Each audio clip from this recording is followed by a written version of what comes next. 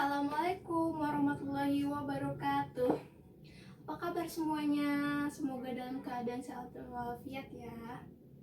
Baik, sebelum kita memulai pelajaran hari ini, langkah baiknya kita berdoa terlebih dahulu. Berdoa akan dipimpin oleh ketua kelas. Silakan.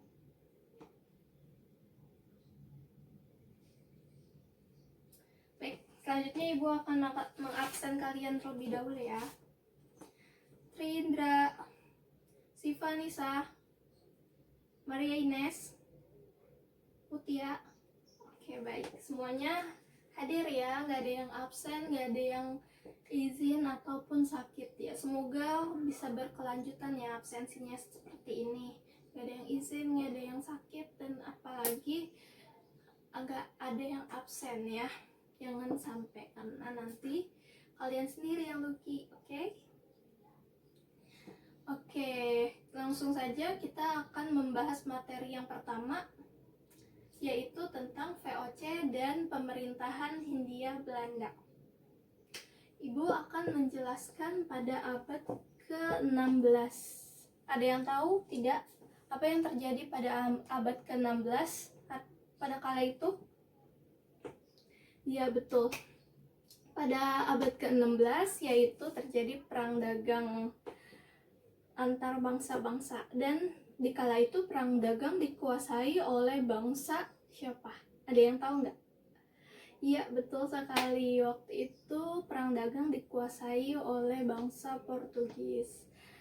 Nah, bangsa yang tidak menguasai perang dagang di kala itu mengalami perekonomian yang bisa dibilang kurang atau cukup rendah ya perekonomiannya. Salah satunya yaitu bangsa Belanda. Selain itu, Belanda pun memiliki permasalahan yang lain. Mereka memiliki permasalahan lokal, yaitu para kongsi antar kongsi perdagangan Belanda saling memiliki persaingan antar lokal di dalam bangsanya sendiri. Hal itu dapat memicu untuk penurunan ekonomi. Nah, karena hal itulah pemerintah Belanda akhirnya menyadari hal tersebut. Akhirnya pemerintah Belanda membuat suatu rencana, yaitu membuat suatu organisasi yang lebih besar dan berisi tentang persatuan dari perdagangan lokal di Belanda. Tujuan dari organisasi tersebut yaitu untuk membentuk suatu organisasi baru yang lebih kuat, yang lebih besar, dan tidak memicu antar persaingan di sesama bangsanya sendiri. Maka dibentuklah suatu organisasi yang bernama Virini Oost-Indische Compagnie atau yang disebut dengan VOC. VOC telah diresmikan pada tanggal 20 Maret 1602. Dan persekutuan tersebut memiliki arti yaitu Persekutuan Dagang Hindia Timur.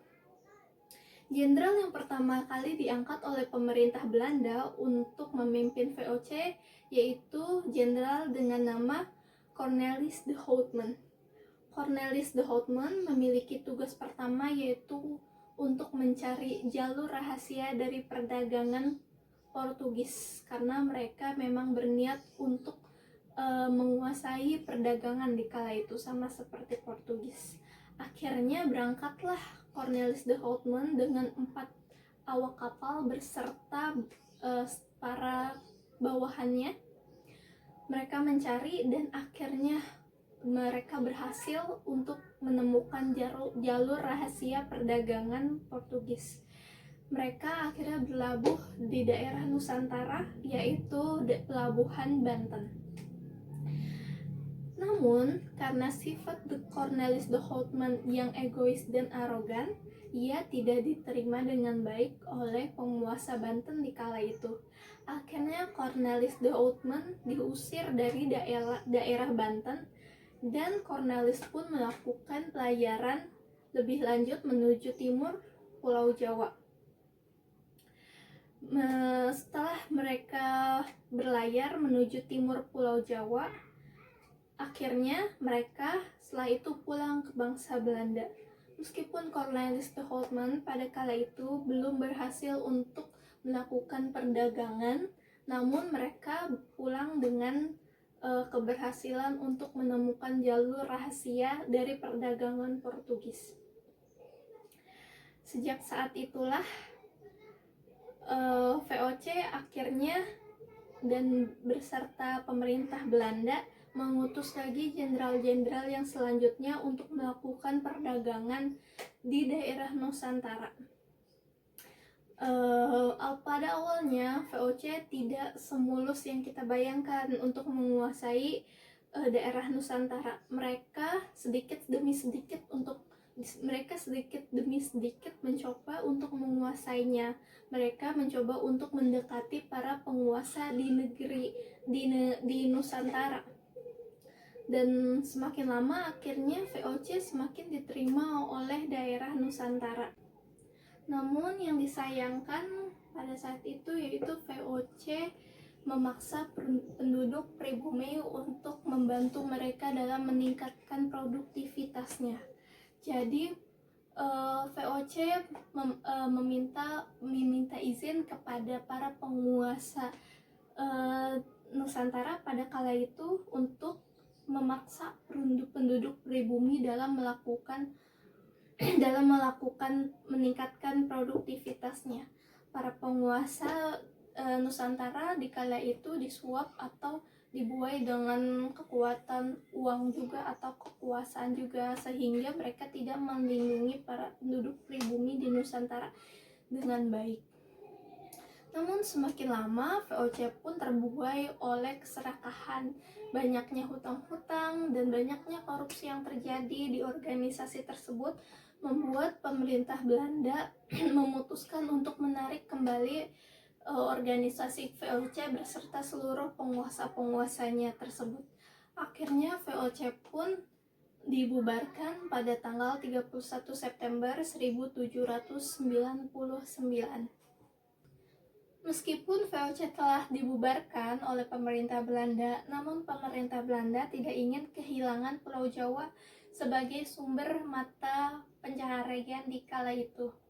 Karena mereka setuju untuk mengatakan bahwa Pulau Jawa merupakan sumber penghasilan yang sangat menguntungkan bagi pemerintah Belanda. Karena itulah pemerintah Belanda membentuk suatu sistem pemerintahan yang dinamakan pemerintahan Hindia Belanda. Jenderal yang pertama kali diutus untuk memimpin pemerintahan Hindia Belanda yaitu jenderal bernama Daendels. Daendels memiliki beberapa tugas, yaitu untuk mempertahankan Pulau Jawa dan untuk memperbaiki perekonomian yang dimiliki oleh Belanda. Karena sebelumnya yang telah kita ketahui, VOC memiliki banyak sekali hutang-hutang saat mereka menjadi penguasa di Nusantara. Selain itu, sistem finansial di Belanda pun mengalami penurunan akibat penguasaan Inggris di kala itu. Lalu digantilah jenderal yang berikutnya bernama Raffles untuk memimpin pemerintahan Hindia Belanda. Dia memiliki kebijakan yang dinamakan kebijakan pajak tanah. Apa itu kebijakan pajak tanah? Yaitu suatu kebijakan yang mengharuskan para petani dari Nusantara memberikan 2/5 dari hasil panen kepada pemerintah Belanda. Setelah itu para petani tersebut diberikan ganti rugi atau diberikan upah dari pemerintah Belanda. Upahnya itu tidak disesuaikan atau terserah dari pemerintah Belandanya mau ngasih berapapun untuk para petani, dan mereka tidak menyesuaikan harga tersebut dengan harga yang terjadi di pasar internasional. Lalu sistem kolonial pemerintah Hindia Belanda dinamai oleh direct atau langsung maupun dualistik. Berikutnya terjadilah sistem tanam paksa yang terjadi di daerah Nusantara. Di kala itu, Pulau Jawa merupakan sumber penghasilan yang paling besar bagi yang dimiliki oleh pemerintah Belanda. Karena itu, Pulau Jawa pun harus ditingkatkan lagi produktivitasnya dan dioptimalkan lagi. Karena itulah ditunjuk oleh pemerintah Belanda untuk menggantikan jenderal-jenderal sebelumnya. Jenderal tersebut bernama Van den Bosch. Dan Van den Bosch di kala itu memiliki kebijakan yaitu dinamakan kebijakan tanam paksa. Dan karena hal tersebutlah terjadi era tanam paksa yang mengakibatkan banyak penderitaan yang dialami oleh rakyat pribumi di kala itu. Ya baik, itu tadi penjelasan Ibu mengenai VOC dan pemerintahan Hindia Belanda. Nah, untuk minggu depan Ibu akan memberikan tugas diskusi. Ibu telah membagi kalian menjadi 5 kelompok ya. Kalian membuat sebuah kesimpulan di kelompok kalian dengan cara berdiskusi dengan teman-teman kalian terlebih dahulu, lalu menuangkan konsep kesimpulan ke dalam suatu kertas folio. Satu kelompok satu kertas folio ya. Dan minggu depan kalian akan mempresentasikan mengenai kesimpulan yang kalian buat tentang pelajaran hari ini. Baik, sampai di situ saja ya. Sebelum kita tutup pelajaran hari ini, kita berdoa terlebih dahulu yang dipimpin oleh ketua kelas. Silakan.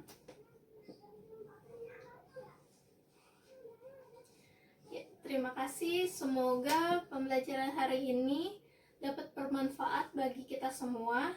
Mohon maaf apabila ada salah kata. Wassalamualaikum warahmatullahi wabarakatuh.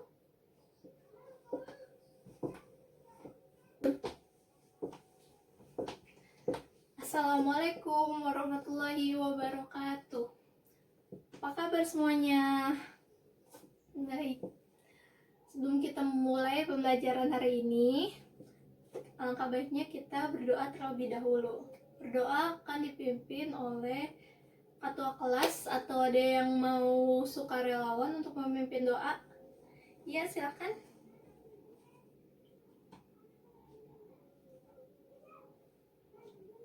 Baik, terima kasih. Baik, selanjutnya Ibu akan mengabsen kalian hari ini. Trindra, Sivanisa, Marines, Mutia. Baik, semuanya masuk lagi ya hari ini. Alhamdulillah. Semoga depannya pun kita nggak ada absensi juga. Hari ini merupakan pertemuan kedua dengan materi dari bab 2, yaitu dampak penjajahan Belanda terhadap kehidupan bangsa Indonesia pada masa penjajahan. Dampak-dampaknya apa saja, yaitu yang pertama yaitu terpecahnya persatuan bangsa. Terpecahnya persatuan Nusantara di kala itu diakibatkan oleh adanya adu domba yang dilakukan oleh para penguasa di Belanda. Mereka mengadu dombakan para petinggi-petinggi di daerah Nusantara agar mereka tidak kompak lagi, dan mereka secara terpaksa meminta bantuan kepada Belanda untuk mendapatkan kekuasaan secara lebih serakah, kekuasaannya mereka sendiri. Namun pemerintah Belanda membantu mereka tidak hanya sekedar tulus dan ikhlas. Pemerintah Belanda memberikan beberapa syarat yang akhirnya para petinggi di Nusantara pun menjadi bawahannya para penguasa Belanda, atau bisa jadi menjadi sebuah alat yang digunakan atau dimanfaatkan oleh Belanda. Yang kedua, pemecahan wilayah Nusantara. Pada masa penjajahan, daerah Nusantara terbagi menjadi 9 prefektur dan 30 Regiontroskap, atau kalau di masa sekarang ini bisa disebut sebagai wilayah-wilayah provinsi. Yang ketiga ada trias politika. Res Politika ini terbagi menjadi lembaga yudikatif dan lembaga legislatif. Dan ada beberapa perubahan kebijakan pemerintah Belanda terhadap pemerintahan di Nusantara di kala itu. Lalu terjadinya dampak di bidang budaya dan bahasa. Jadi karena telah lama dijajah oleh bangsa Belanda, alhasil akhirnya terjadilah beberapa perubahan dalam kosakata di Belanda. Dan kosakata tersebut seperti campuran antara bahasa Indonesia dan bahasa Belanda. Ya, sekian pembelajaran hari ini. Oh iya, minggu kemarin ada tugas ya. Baik, kelompok pertama dulu yang maju. Nanti kalau sudah kelompok pertama yang maju, kelompok yang kedua sampai yang terakhir juga maju ya, untuk menjelaskan kesimpulan kalian semua masing-masingnya. Silakan.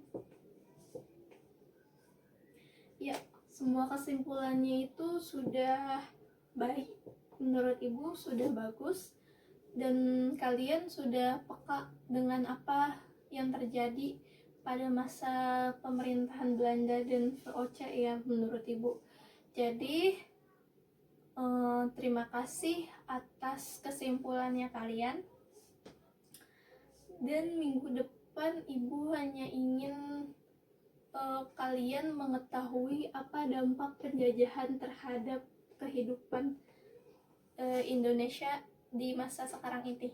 Meskipun materi tersebut sebenarnya materi minggu depan, tapi Ibu ingin kalian itu sudah menganalisa atau kalian itu sudah lebih peka terhadap materi tersebut. Jadi minggu depan kita lebih luas lagi materinya ya. Baiklah, Ibu rasa kalian sudah mengerti ya. Jadi kalian tinggal baca-baca aja dan kalian implikasikan nih dengan apa yang terjadi di kehidupan sekarang akibat dari imbas dari adanya penjajahan Belanda. Ya, baik. Kita tutup dengan berdoa. Silakan dipimpin oleh ketua kelas.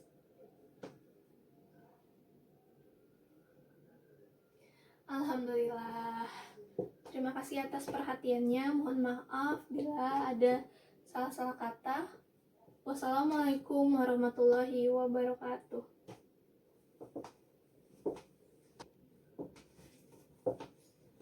Assalamualaikum warahmatullahi wabarakatuh. Ya, sebelum kita memulai pembelajaran hari ini, langkah baiknya kita berdoa terlebih dahulu. Ada yang mau menjadi sukarelawan pemimpin doa hari ini? Ya, silakan. Alhamdulillah, baik, terima kasih. Ibu akan mengabsen dulu ya. Tri Indra, Siva Nisa, Maria Ines, Mutia. Ya, bagus. Di pertemuan ketiga pun gak ada yang absen, gak ada yang izin dan yang sakit ya. Jadi ini kelasnya kelas yang paling rajin ya, gak ada sama sekali yang punya absen di sini. Ibu harap kedepannya pun kalian bisa seperti ini terus ya, semoga. Ya, baik. Oh iya, kemarin Ibu ada tugas ya sama kalian untuk mencari apa saja dampak yang terjadi dari penjajahan terhadap bangsa Indonesia di masa sekarang ini. Ya, kalian yang memiliki pendapat boleh silakan ajukan tangan kemudian berdiri dan berikan pendapat serta analisa kalian. Siapa yang pertama? Ya, baik, ada lagi? Ya, pendapat kalian itu sudah benar. Jadi yang tadi tunjuk tangan dan memberikan analisanya, Ibu akan memberikan nilai untuk kalian ya, nilai tambahan.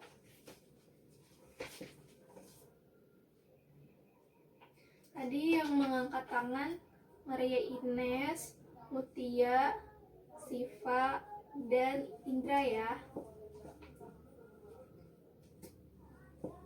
Ya, bagus. Nah, jadi kita bahas ya, kita mulai sekarang. Apa saja dampak dari penjajahan Belanda terhadap Indonesia pada zaman sekarang ini? Yang pertama, kalau kita lihat dari sisi Belanda, dari sisi saat masa penjajahan dan masa sekarang ini, dilihat dari sisi politiknya, kalau dari masa Belanda, pada saat itu terjadi sistem adu domba pada masa politiknya. Jadi penguasa Belanda ingin mengadu domba para petinggi-petinggi negeri yang ada untuk supaya mereka terpecah belah dan mereka nggak kompak lagi, dan terpaksa untuk meminta bantuan kepada bangsa Belanda, dan bantuan tersebut pun diberikan beberapa syarat agar Belanda dapat menguasai para petinggi tersebut. Karena terjadinya politik adu domba, udah nggak kompak lagi para petinggi di Nusantara, dan karena syarat yang sangat menguntungkan bagi bangsa Belanda, terjadilah penguasaan atau kekuasaan yang sangat bebas bagi bangsa Belanda. Itu zaman dulu. Sementara zaman sekarang ini, yaitu politik telah memiliki suatu kitab yang menjadi patokan dari sistem hukum di suatu negara, yaitu Undang-Undang Dasar, dan mungkin juga Pancasila yang menjadi ideologi bagi bangsa kita. Selanjutnya yaitu dari segi perekonomian. Jika saat zaman penjajahan, perekonomian dimonopoli oleh bangsa yang lebih berkuasa, yaitu bangsa Belanda. Sementara pada zaman sekarang lebih disebutnya yaitu kaum kapital.